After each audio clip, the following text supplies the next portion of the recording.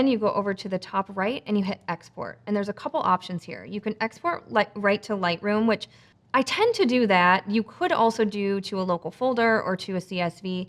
I do Lightroom because it's quicker.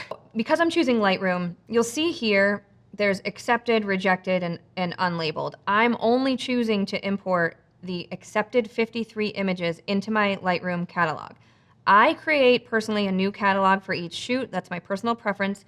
So I have Lightroom open. I've created a new catalog for Angelina's shoot, and I'm gonna hit export photos. It is going to open up the catalog that I already had open, which is the one for Angelina, and you'll see out of all of the images, it's only going to import the ones that I accepted.